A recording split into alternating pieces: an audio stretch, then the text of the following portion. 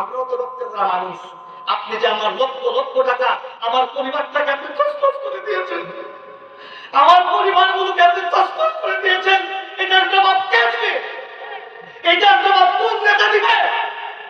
হাজার হাজার আলেমদেরকে আপনি তছনছ করে দিয়েছেন, সুন্দর সংসার আপনি ভেঙে খ্যান করে দিয়েছেন, সেই জবাবগুলো কে দিবে?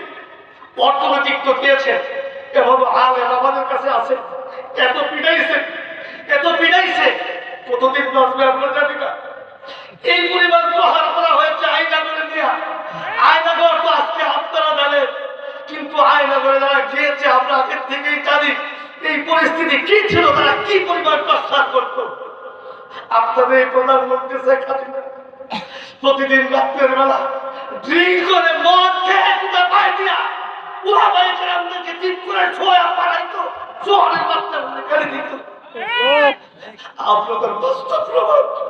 আমি আপনাকে কেমনে বুঝাবো, আপনি বুঝবেন না এটা। আপনারা ভুক্তভোগী, আপনারা খেয়েছে, আমরা জানি কি পরিস্থিতি নির্বাচনের উপরে কিরকম চর্চা করেছে। যে মামলার সম্পর্কে আল্লাহ ছাড়া কেউ চায় না, আমরা কিচ্ছু জানি না। আমি কেমনে আওয়ামী লীগের পক্ষে কথা বলবো বলে?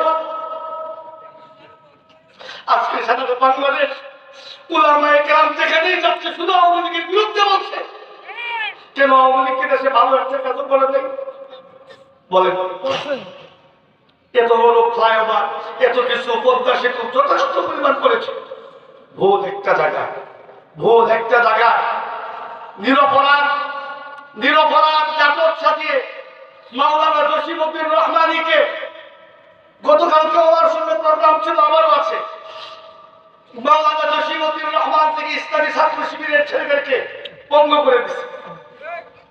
ইসলামিক ছাত্র শিবিরের ছেলেদেরকে ধরে ধরে, মজলিসের ছেলেদেরকে ধরে ধরে পিড়াইয়া বন্ধ করে দেওয়া হয়েছে। আপনার দেখেন না, ডক্টর শফিকুর রহমান মাসুদ ভাইকে নিয়ে আসছে কারাগারে, হাঁটতে পারে না, হাঁটতে পারে না।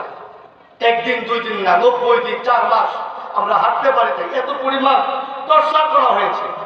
শুধু কথা কি, কথা ছিল একটাই, ভাস্কর্য বানানো যাবে না। এই দেশ শাহজালাল মুতাওয়াল্লি আমলের দেশ, এই দেশ শাহ মাকতুমের দেশ, এই দেশ আলেম উলামাদের দেশ, এই দেশ মসজিদের শহর, মাদ্রাসার শহর। এই দেশে কোনো নেতার মূর্তি বানানো যাবে না। আমরা প্রধানমন্ত্রী শেখ হাসিনার কাছে বারবার গিয়ে প্রস্তাব দিয়েছি, বঙ্গবন্ধু মিনার তৈরি করেন।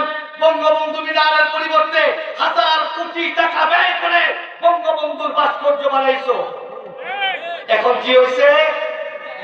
কল্লা দৈরা দেটান বঙ্গবন্ধু খান খান, ঠিক কথা কয় না?